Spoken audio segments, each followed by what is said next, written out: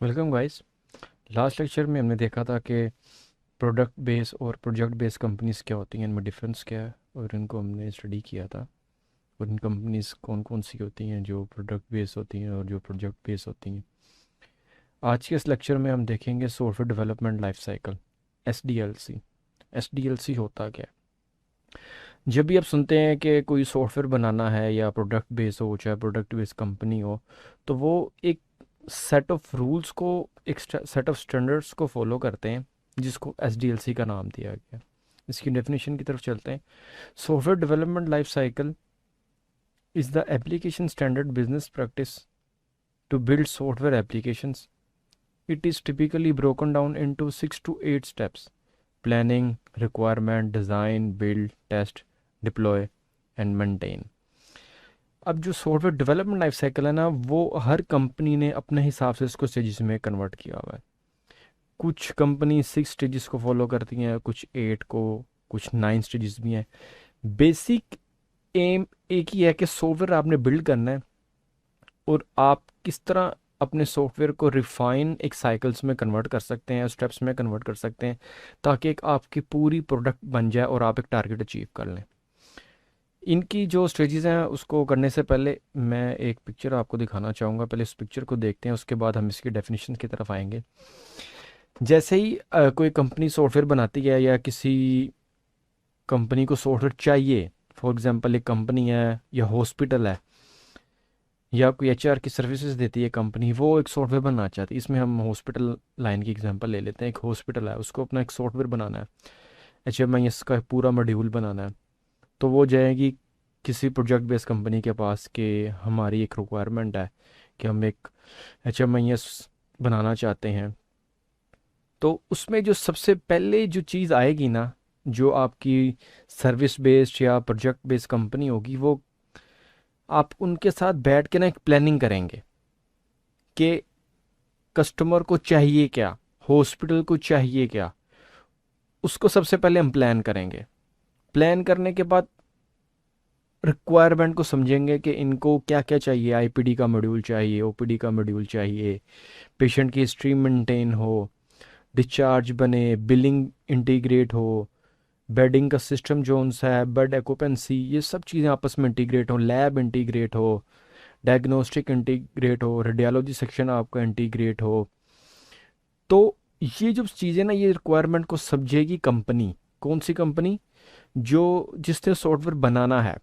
उसके बाद आएगा डिज़ाइन या प्रोटोटाइप। डिज़ाइन होगा कि उसका डिज़ाइन वो बनाएंगे कि डाटा कैसे फ्लो करेगा, यूज़र पेशेंट की रजिस्ट्रेशन कैसे होगी, IPD में पेशेंट कैसे मूव करेगा, OPD में कैसे मूव करेगा, अगर OPD से IPD में जाना है तो कैसे मूव करेगा। तो ये सब चीज़ें ना एक डिज़ाइन एक बनाया जाएगा। प्रोटोटाइप भी होता है कि वो मिनिमम एक ना एप्लीकेशन बना के देंगे। एक आप ये समझ लें, एक बेसिक फंक्शनैलिटी के साथ ना एक डिज़ाइन पेश करेंगे कंपनी को कि ये प्रोटोटाइप है, ये हमने बनाया, चीज़ इस तरह से काम करेगी, आप इसको देखें। ठीक है। उसके बाद जो उनसी ने कंपनी उसकी कोडिंग की तरफ चली जाए, डेवलपर्स बैठेंगे, हर एक चीज़ को कोड करेंगे। उसके बाद आ जाता है टेस्टिंग। अब टेस्टिंग जो होगी, वो टेस्टिंग होगी यूज़र रिक्वायरमेंट के हिसाब से कि यूज़र ने जो रिक्वायरमेंट दी या हमने उसको कोई प्रपोज की रिक्वायरमेंट, उसके मुताबिक एप्लीकेशन काम कर रही है, कर रही कि नहीं। उसके बाद आ जाती है डिप्लॉयमेंट। डिप्लॉयमेंट का मतलब ये है कि अब हमने एप्लीकेशन डिप्लॉय कर दी, यानी कि उसको लाइव कर दिया। वेब बेस्ड है तो उसको सर्वर पे लाइव कर दिया। अब कोई भी यूज़र जो सा उसको यूज़ करके पेशेंट की एंट्री कर सकता है, staff nurse nursing notes enter कर सकती है, पेशेंट की हिस्ट्री डाल सकती है। उसके बाद आता है ऑपरेशन एंड मेंटेनेंस। ऑपरेशन में आएगा कि हम अब उसकी डेटाबेस को मॉनिटर करेंगे, फ्लो को चेक करेंगे, यूज़र्स किस तरह से सॉफ्टवेयर को यूज़ कर रहे हैं, उनके लॉग जनरेट होंगे, और मेंटेन करेंगे। मेंटेन इस सेंस में कि हम उसका बैकअप लेते रहेंगे फ्रिक्वेंटली, एवरी चेंज पे। फिर उसका डिज़ास्टर रिकवरी प्लान बनाएंगे कि अगर एप्लीकेशन में डिज़ास्टर आ जाता है, हार्डवेयर फेलियर है, तो हम उसको कैसे मेंटेन करेंगे। ये सब चीज़ें बीच में डिस्कस होती हैं। अब जाते हैं इसकी डेफिनेशंस की तरफ, क्योंकि अभी आपको एक बिग पिक्चर में एक आइडिया हो चुका होगा कि सॉफ्टवेयर डेवलपमेंट लाइफ साइकिल जो सा वो किस तरह काम करता है। अब इसके बारी बारी सेक्शन को डिस्कस करते हैं। मैं पहले भी आपको ये बता चुका हूँ कि ये मज़ीद हर स्टेजेस को आप रिफ़ाइन कर सकते हैं, लेकिन एक बिग पिक्चर में आपको समझ आ गई कि पहले हम प्लान करेंगे, यूज़र से रिक्वायरमेंट लेंगे, उसको डिज़ाइन करेंगे, डेवलप करेंगे, टेस्टिंग करेंगे, डिप्लॉय करेंगे और मेंटेनेंस उसकी करेंगे। इन चीज़ों को आप मज़ीद स्टेजेस में कन्वर्ट कर सकते हैं। ये हर कंपनी की अपनी रिक्वायरमेंट होती है। तो सबसे पहले जो रिक्वायरमेंट आती है वो आती है प्लानिंग की, कि हम प्लानिंग करनी है हमने एक सॉफ्टवेयर बनाने के लिए। उसमें आपकी जो बिजनेस एनालिस्ट है, प्रोजेक्ट मैनेजर है, डेवलपमेंट की टीम है, फिर जिन्होंने सॉफ्टवेयर बनवाना है, आपका क्लाइंट जो उनसे है, उनके बिजनेस ओनर्स के साथ, टेक्निकल लीड के साथ बैठ के एक मीटिंग होती है, और यूज़र एंड भी उसमें इन्वॉल्व होता है कि यूज़र की क्या रिक्वायरमेंट है। उन सब की एक मीटिंग होती है, उसमें एक डॉक्यूमेंट बनाया जाता है जिसको आप business requirement specification, customer requirement specification और यूज़र रिक्वायरमेंट स्पेसिफिकेशन भी कह सकते हैं। ये तीनों टर्म्स आपको सुनने को मिल सकती हैं कि सबसे पहले सॉफ्टवेयर डेवलपमेंट लाइफ साइकिल में सबसे पहला जो डॉक्यूमेंट जो बनाया जाता है वो ये बनाया जाता है। कोई भी आपसे पूछ सकता है बिजनेस रिक्वायरमेंट स्पेसिफिकेशन क्या होती है, कस्टमर या यूज़र, ये तीनों का मतलब एक ही है कि इसमें प्लानिंग की हर चीज़ लिखी जाएगी। तो इसकी डेफिनेशन की तरफ चलते हैं। The planning phase is where project leaders assess the terms of the project. This involve calculating labor, material cost, setting a timeline with goals and creating the team and leadership structure of the project. इसमें हर चीज़ decide होगी कि इस project पे कौन कौन काम कर रहा है।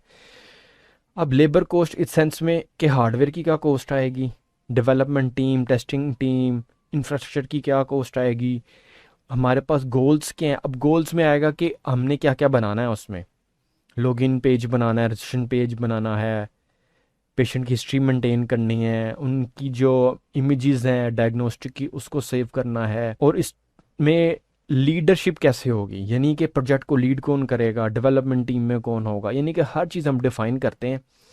और इसमें ये सिर्फ आपका एक डॉक्यूमेंट होगा जिसमें बिग पिक्चर में चीज़ों को लिखा जाएगा। उसके बाद आपका आ जाता है डिफाइंड रिक्वायरमेंट्स। डिफाइंड रिक्वायरमेंट्स में आ जाता है आपका SRS, जिसको हम सॉफ्टवेयर रिक्वायरमेंट स्पेसिफिकेशन डॉक्यूमेंट भी। अब सॉफ्टवेयर रिक्वायरमेंट स्पेसिफिक डॉक्यूमेंटेशन में आएगा, और ये बनता है प्लानिंग डॉक्यूमेंट से। अब प्लानिंग डॉक्यूमेंट में चीज़ें लिखी होंगी, प्रॉपर रिक्वायरमेंट मेंशन नहीं होगी। जैसे हमने बात की पेशेंट की रजिस्ट्रेशन के बारे में, पेशेंट रजिस्ट्रेशन के बारे में लिखा होगा, लेकिन जो टेक्निकल चीज़ें होगी ना, वो आपकी ये SRS में होगी, सॉफ्टवेयर रिक्वायरमेंट स्पेसिफिकेशन डॉक्यूमेंट में होगी। और ये बनता कहाँ से? प्लानिंग से। और जो प्लानिंग डॉक्यूमेंट है ना, उसको जो बनाएगा, डॉक्यूमेंटेड करेगा, वो बिजनेस एनालिस्ट करेगा।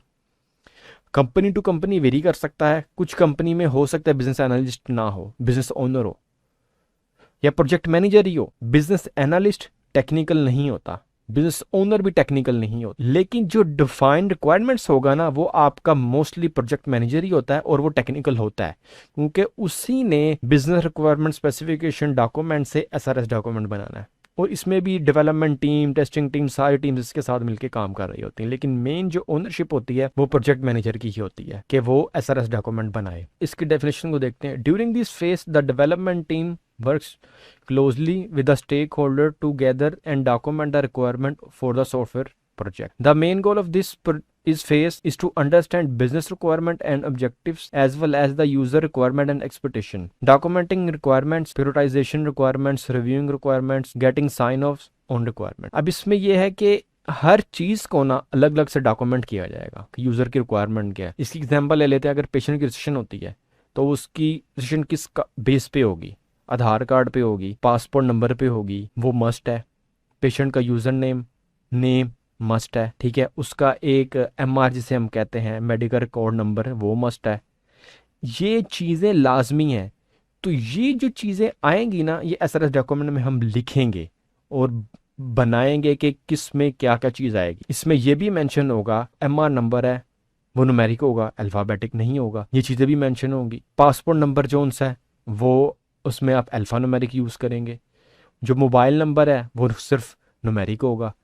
तो ये चीज़ें हम डिस्कस करेंगे। और प्योरिटाइजेशन में आएगा कि कौन सी चीज़ हमने सबसे पहले बनानी है। अब ये देखिए, पेशेंट का अगर रजिस्ट्रेशन पेज ही रेडी नहीं है तो आप कैसे एक पेशेंट को उसकी आप नर्सिंग नोट्स एंटर कर सकते हैं या उसकी मेडिकल हिस्ट्री एंटर कर सकते हैं, जबकि प्योरिटाइजर में सबसे पहले जो उसकी प्योरिटाइज करेंगे ना, वो हम ये करेंगे कि पेशेंट की रजिस्ट्रेशन होना लाजमी है, उसके बाद बाकी चीज़ें बनेंगी।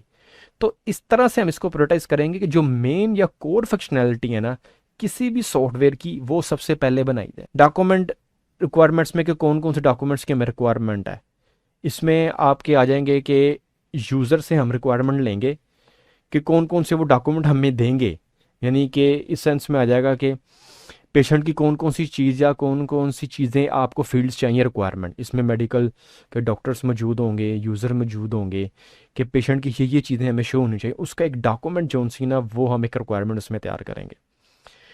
ठीक है, उसके बाद हम सारी रिक्वायरमेंट्स को रिव्यू करेंगे और एंड पे साइन ऑफ्स होंगे। आपके बिजनेस एनालिस्ट भी मौजूद होंगे क्योंकि उसको भी रिक्वायरमेंट बताई जाएगी कि ये टेक्निकल चीज़ें हमने निकालनी है, और इसमें आपका क्लाइंट जो है वो भी शामिल होगा। कुछ ऐसी चीज़ें होंगी जो कि प्रोजेक्ट बेस्ड कंपनी को नहीं पता होंगी कि मेडिकल लाइन में क्या क्या चाहिए। ठीक है, ये उनको बता सकते हैं कि इनमें आप इंक्रिप्शन यूज़ कर लें, यूज़र के अकाउंट बनाते वक्त प्लेन टेक्स्ट में आप ना करें कम्युनिकेशन, जो चीज़ें कंपनी को पता वो बता देंगे। लेकिन जो मेडिकल से रिलेटेड हैं चीज़ें, वो तो आपकी हॉस्पिटल लाइन वाले ही बताएं। तो इस वजह से साइन ऑफ होना दोनों का लाजमी है, जिसमें आपको प्रोजेक्ट बेस्ड कंपनी के जो ओनर्स होंगे वो, ठीक है, जो प्रोजेक्ट को लीड कर रहे होंगे या जिनकी इस प्रोजेक्ट की ओनरशिप होगी, पीएम हो गया, आपका बिजनेस एनालिस्ट हो गया, और क्लाइंट साइड से भी आपका कोई ना कोई प्रोजेक्ट कोऑर्डिनेटर होगा, प्रोजेक्ट मैनेजर होगा या आईटी डिपार्टमेंट का हेड होगा, उसके साइन ऑफ्स होंगे। क्यों? क्योंकि बाद में ये इशू आता है सॉफ्टवेयर बनने के बाद कि ये रिक्वायरमेंट हमने आपको कही थी लेकिन ये बीच में नहीं है। तो ये जो साइन ऑफ्स है ना, ये दोनों साइड पे आपको सेव करेंगे। अगर आप एज अ क्लाइंट भी काम कर रहे हैं या आप as a service based company या प्रोजेक्ट बेस्ड कंपनी भी काम, तो इसमें हो गया कि आप हर चीज़ को टेक्निकली लिख लेंगे कि इसमें कौन कौन सी रिक्वायरमेंट हमें चाहिए। उसके बाद आ जाएगा डिज़ाइन एंड प्रोटोटाइप। अब डिज़ाइन और प्रोटोटाइप में ना ये चीज़ डिफाइन की जाती है कि एप्लीकेशन का डिज़ाइन क्या होगा। इसमें ब्लॉक्स बनाए जाते हैं कि पहले पेशेंट आएगा, उससे हम ये इन्फॉर्मेशन लेंगे तो उसका एक रजिस्ट्रेशन हो जाएगी। उसके बाद उसके वाइटल साइंस होंगे जिसमें आप उसका टेम्परेचर चेक करेंगे, ब्लड प्रेशर चेक करेंगे। उसके बाद आगे उसको मेडिकेशन देते हैं या ओपीडी में एंटर करते हैं कि जनरल आपने उसको मेडिसिन दे के डिस्चार्ज कर देना है, या उसकी अगर तबीयत ज़्यादा ख़राब है तो आप उसको एडमिट कर लेंगे।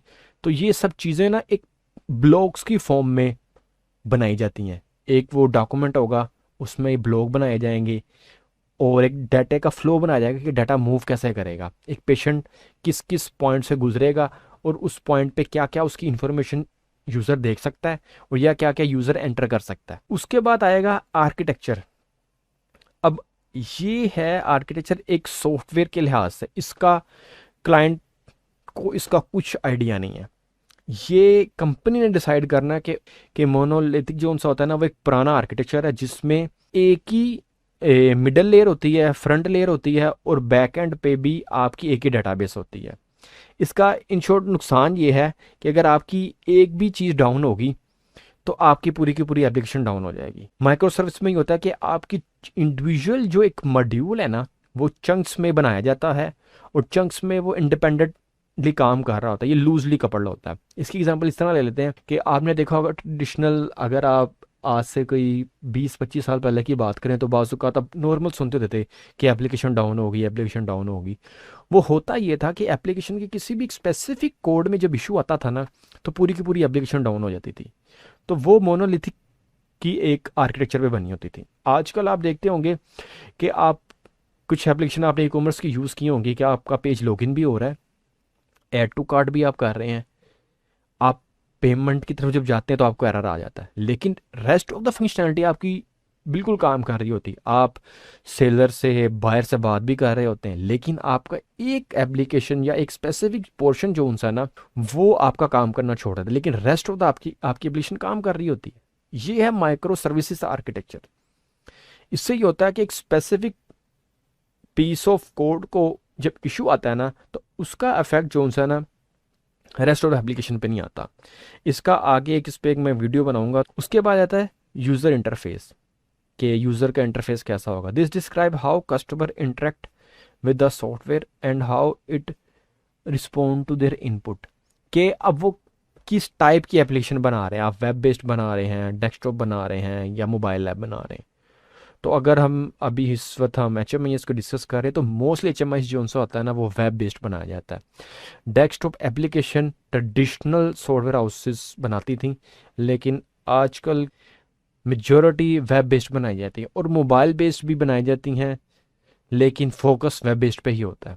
क्योंकि आप हॉस्पिटल में जाएंगे तो मोबाइल तो नहीं यूज़ कर रहे होते, उनके पास डेस्कटॉप एक कंप्यूटर होता है, लैपटॉप होता है, तो वेब के थ्रू ही वो एक्सेस करके एप्लीकेशन यूज़ कर रहे होते हैं। उसके बाद आ जाता है प्लेटफॉर्म, के प्लेटफॉर्म कौन सा हम बनाएंगे, किस पे वो चलेगी application. This is the list of platforms that the software will run on including Android, Windows, Linux. अब इसमें वही आ गया कि आपका जो सॉफ्टवेयर है वो किस प्लेटफॉर्म पे चलेगा। एंड्रॉयड पे चलेगा, विंडोज़ पे चलेगा, कि लिनक्स पे चलेगा, या आपका मैक पे चलेगा।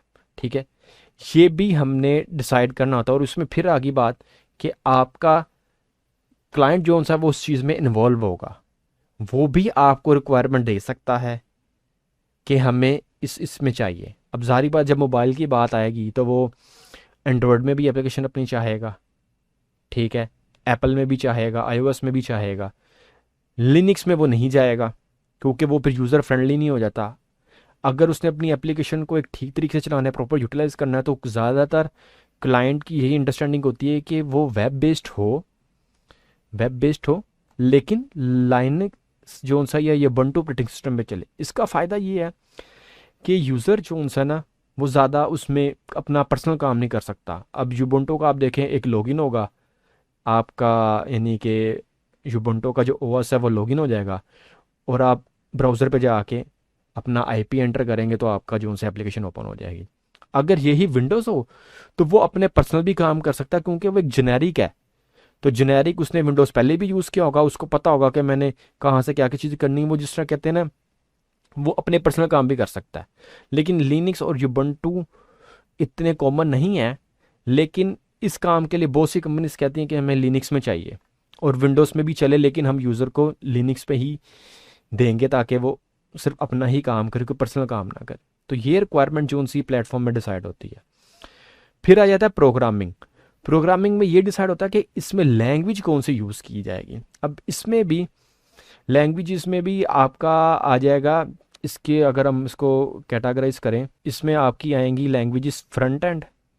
ठीक है, ये अगर आपने एक्सेल को यूज़ करना है तो इसमें आप किसी भी सेल पे सेलेक्ट करके ना F2 जब प्रेस करेंगे तो आप ना सेल के अंदर एंटर हो जाएंगे। तो इसमें मैं यहाँ पे लिख देता हूँ फ्रंट एंड। फ्रंट एंड पे आप कौन कौन सी एप्लीकेशन है या आप प्रोग्रामिंग लैंग्वेज यूज़ करेंगे, ठीक है। बैक एंड पे, ठीक है, और उसके बाद डीबी में लिख देता हूँ कि डेटाबेस आप कौन सी यूज़ करेंगे। अब फ्रंट एंड की अगर बात करें तो आपके पास जावा आ जाती है, CSS आ जाती है, HTML आती है, कि आपकी जो एप्लीकेशन दिख रही है, जो बटन दिख रहे हैं, जो लॉगिन पेज दिख रहा है, जो स्क्रीन दिख रही है, उसकी कोडिंग किस लैंग्वेज में होनी चाहिए। इस सेक्शन को हम कहते हैं फ्रंट एंड।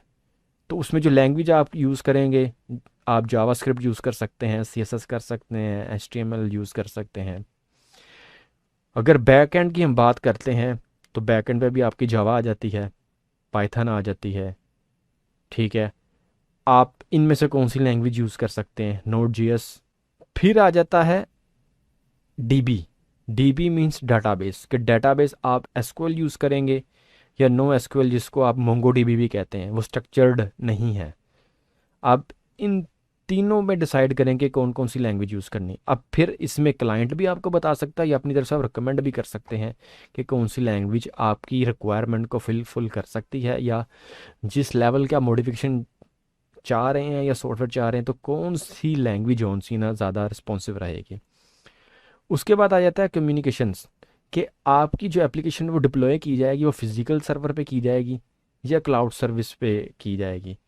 जो कि आपका क्लाउड सर्वर, जो कि आप AWS से ले लें, Azure से ले लें, GCP गूगल से ले लें, या IBM क्लाउड से ले लें, Oracle से ले लें, तो उस पे आप करना चाहेंगे, या कोई फिजिकल मशीन है जो आपके ही IT रूम में पड़ी हुई है और उस पे आप अपनी एप्लीकेशन डिप्लॉय करना चाहते हैं। और DB इंस्टेंस, ये डेटाबेस से ही है कि आप उसके कितने डेटाबेस में आप स्टोर करना चाहेंगे। आप एक ही डेटाबेस रखेंगे कि मल्टीपल डेटाबेस रखेंगे। तो ये डेटाबेस जो उनसे ये फिजिकल में भी हो सकती है, क्लाउड में भी हो सकती है, और एक VMware यानी कि वर्चुअल मशीन्स पे भी हम बना सकते हैं। और वर्चुअल मशीन्स आपकी फिजिकल भी हो सकती है और क्लाउड पे भी हो सकती है। लास्ट पे आ जाता है security, how to protect from hackers, use of SSL, कि हम अपनी एप्लीकेशन को किस तरह से प्रोटेक्ट कर सकते हैं, इसके बारे में डिसाइड होता है। अगर फिजिकल है, फिजिकल में आपको SSL की ज़रूरत नहीं है। SSL ज़्यादातर जो डिप्लॉय किया जाता है वो किया जाता है क्लाउड पे, कि जब आपकी एप्लीकेशन एक्सपोज होती है टू द नेटवर्क, कि आप उसको दुनिया के किसी भी कोने से बैठ के एक्सेस कर सकते हैं। आप एक पब्लिक IP दे देते हैं और आपकी एप्लीकेशन क्लाउड पे डिप्लॉय हो जाती है। उससे होता यह है कि आपका यूज़र कहीं पे भी बैठा एप्लीकेशन एक्सेस कर सकता है। फॉर एग्जांपल, कुछ डॉक्टर हैं, वो कहते हैं हमने पेशेंट की हिस्ट्री चेक करनी है, तो वो क्या करेंगे, अपने घर से बैठे हुए एक पब्लिक IP उनको दिया जाएगा, वो एक्सेस करेंगे वो एप्लीकेशन, या अब ये समझ लें वो डिप्लॉयमेंट क्लाउड पे हुई है जो कि AWS का है। तो वो अपने घर से बैठे वो IP लगाएंगे अपने मोबाइल से अगर मोबाइल ऐप पे कर रहे हैं, या मोबाइल पे गूगल क्रोम में जाके कर IP लिखेंगे, तो एप्लीकेशन उनको एक्सेस हो जाएगी। तो उस केस में SSL लाजमी चाहिए होता है। SSL करता क्या है, ये एक सिक्योरिटी प्रोवाइड करता है, और इसके अलावा हम DDoS attack, denial of services और मुख्तलिफ किस्म के सिक्योरिटीज़ जो आपके क्या कहेंगे उसको इक्विपमेंट अप्लाई करके, या टेक्नोलॉजीज़ को अप्लाई करके, या सेट ऑफ रूल्स को अप्लाई करके हम इसमें से सिक्योरिटी को इंश्योर कर सकते हैं। ये आ जाएगा आपका डिज़ाइन है प्रोटोटाइप में। उसके बाद आ जाता है software deployment. Software deployment is the actual writing of program. One developer might write a small project while several developers might work on a large project. This phase can be used to manage access control and source code management. These systems allow developers to track code changes. These systems ensure that different projects work together and meet the desired goals. अब जो software development वाला section है उसमें ये होगा कि जैसे ऊपर डिसाइड हुआ है रिक्वायरमेंट सेक्शन में कि कौन कौन सा डेवलपर काम करेगा, उसी हिसाब से डिसाइड हो जाएगा कि किस 2 डेवलपर्स ने या एक डेवलपर ने लॉगिन पेज बनाना है, किसने ऐड टू कार्ट पेज बनाना है, किसने पेमेंट मेथड बनाना है। ये हम बात करें अगर E-कॉमर्स सेक्शन की बात करें। इसी तरह अगर हॉस्पिटल लाइन की बात करें तो रजिस्ट्रेशन पेज कौन बनाएगा, हिस्ट्री सेक्शन वाला कौन पेज बनाएगा, वाटर साइंस वाला पेज कौन बनाएगा, लिब जिसको लैब इंफॉर्मेशन बेस कहते हैं वो सेक्शन कौन बनाएगा, रेडियोलॉजी वाला सेक्शन कौन बनाएगा। इसमें कंसेप्ट आता है पेयर प्रोग्रामिंग का। नॉर्मली जब आप इंटरनेशनल कंपनीज़ की बात करते हैं, मल्टीनेशनल कंपनीज़ की बात कर रहे हैं, तो वो क्या करती हैं, वो पेयर प्रोग्रामिंग के कॉन्सेप्ट को यूज़ करती हैं। पेयर प्रोग्रामिंग ये होता है कि आपने जो प्रोग्रामिंग करनी ना वो हमेशा पेयर की फॉर्म में करनी है। उसमें होगा ये कि एक जूनियर प्रोग्रामर होगा जो कि कोड को लिखेगा, सीनियर प्रोग्रामर जो होगा ना वो उसके साथ एज अ रिव्यूअर काम कर रहा होगा। अब इसका फ़ायदा ये है कि अगर जूनियर कोई गलती करता है तो सीनियर उसको रिव्यू कर रहा होगा और वो बिग पिक्चर में चीज़ों को देख रहा होगा, क्योंकि जो चीज़ बना रहा होता है ना उसका फोकस होता है बनाने पे, उसकी जो नेगेटिव सेक्शन होता है ना वो उसको नहीं देख रहा होता। तो जो रिव्यूअर होता है ना वो इजीली सिर्फ नेगेटिव पॉइंट्स की तरफ देख रहा होता है कि ये गलती कहाँ पे कर रहा है और क्या कर रहा है ये। तो ये इसका बेनिफिट है। तो मोस्टली कंपनी जो सी ने वो पेयर प्रोग्रामिंग को प्रेफर करती हैं। उसके बाद आ जाती है टेस्टिंग। अब टेस्टिंग जो सी होती है ना वो आपकी 2 टाइप्स की है, एक मैनुअल एक ऑटोमेशन। ये कोड जैसे हम पढ़ ही रहे हैं ये मैनुअल टेस्टिंग के बारे में। इसमें टेस्ट प्लान डॉक्यूमेंट ना बनाया जाता है कि हम टेस्टिंग कैसे कर रहे हैं। ठीक है, इसकी डेफिनेशन की तरफ देखते हैं। Before making an application available to user, it's vital to test it. Much of the testing of the software development life cycle testing phase can be automated. अब इसमें यह है कि सॉफ्टवेयर जब बन रहा होता है ना तो नॉर्मली होता यह है कि हम उसके साथ ही टेस्टिंग भी स्टार्ट कर सकते हैं। जैसे लॉगिन पेज किसी ने बना लिया तो वो क्या करेगा, डिप्लॉय कर देगा डेवऑप्स वाला, तो हम उसको टेस्ट कर लेंगे। पेमेंट का मॉड्यूल इटसेल्फ इंडिविजुअल भी हम टेस्ट कर लेंगे। तो इससे फ़ायदा होगा कि जितनी अर्लियर आपकी टेस्टिंग होगी ना उतना ही उस पर कॉस्ट कम आएगी और इन फ्यूचर उसमें बग्स भी उतने कम आपको मिलेंगे जब आप डिलीवर करने लगेंगे एप्लीकेशन। और जो टेस्ट आपके रिपीटेड हो रहे होंगे, जो बार बार टेस्ट कर रहे होंगे, उसको हमने ऑटोमेट करना है। ये चीज मैनुअल टेस्टिंग हम उसी की करेंगे जो न्यू चेंजिंग्स होंगी, या जो मॉड्यूल को बार बार उसमें मॉडिफिकेशन आ रही है, या वो एक स्टैंडर्ड कोड पे काम नहीं कर रहा, उसका कोड बार बार चेंज हो जा रहा है। ऑटोमेशन हम वो आपका टेस्ट करेंगे जो कि आपके कंटिन्यूसली रिपीट हो रहे हैं। एक एग्जांपल आप इस तरह देख लें कि ई कॉमर्स की साइट थी, उसमें पहले था क्रेडिट कार्ड से पेमेंट होती थी, बाद में क्या हुआ, एक अपडेट आई, उसमें पेपाल ऐड हो गया। अब ये देखें, अब पेपाल तो आपने टेस्ट करना ही करना है, तो उसके लिए आप मैनुअल टेस्टिंग करेंगे, लेकिन बाकी रेस्ट ऑफ द एप्लीकेशन पे उस पर इफेक्ट आया कि नहीं आया, तो वो आप ऑटोमेशन के थ्रू देख लेंगे, ऑटोमेशन चला के देख लेंगे। क्यों? क्योंकि लॉगिन पेज है, उसको आपने हर तरीके से दोबारा से टेस्ट करना है कि हो सकता है कि पेमेंट मॉड्यूल का कहीं इफेक्ट तो नहीं आ गया, ऐड टू कार्ड में कोई इशू तो नहीं आ गया, कहीं ये तो नहीं हुआ कि पेपाल का मॉड्यूल काम कर रहा है लेकिन उसका इफेक्ट आ रहा है क्रेडिट कार्ड वाले मेथड पे, दोनों की ट्रांजैक्शन आईडी सेम तो नहीं जनरेट हो रही। ये फ़र्क देखने के लिए जो चीज़ें पहले से चल रही हैं उन टेस्ट को हम ऑटोमेट कर देंगे, लेकिन जो करंट होगा उसको मैनुअल करेंगे। उसके बाद आता है deployment.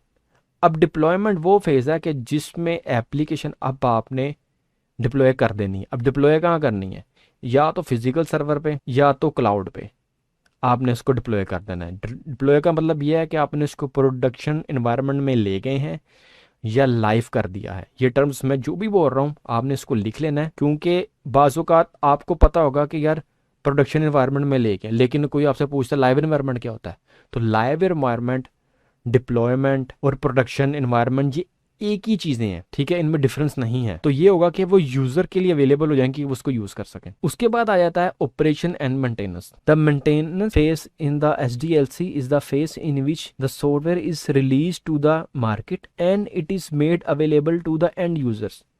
During this phase, the software deployment team is involved in fixing any bugs, errors, defects that are found in the software. जैसा कि डेफिनेशन में लिखा हुआ है कि जब वो चीज़ लाइव हो जाती है यूज़र एंड के लिए, टीम होगी जो कंटिन्यूसली इसको मॉनिटर कर रही होगी। अब मॉनिटर इस सेंस में कि डिप्लॉयमेंट होगी, लेकिन आपका जो कोऑर्डिनेटर होगा ना, जो एक मिडल मैन के तौर पे काम कर रहा होगा क्लाइंट के और प्रोजेक्ट बेस्ड कंपनी के, और असल में वो एम्प्लॉय होगा सर्विस बेस्ड कंपनी का ही या प्रोजेक्ट बेस्ड कंपनी का ही एम्प्लॉय होगा, तो वो क्या करेगा, वो यूज़र के साथ मिलके कंटिन्यूसली एप्लीकेशन को देख रहा होगा, उसके बिहेवियर को देख रहा होगा। जैसे यूज़र चीज़ को ऑपरेट करेगा, मे बी उसको कोई बग मिल गया, ठीक है, कि ये इशू है, तो वो जो है ना वो इशू रिपोर्ट करेंगे वापस टीम को। अब टीम कौन सी, जिनसे सॉफ्टवेयर लिया है, जो कि प्रोजेक्ट बेस्ड कंपनी है, उसको वो इशू रेस करेंगे और वो उसको दोबारा से फिक्स कर देंगे।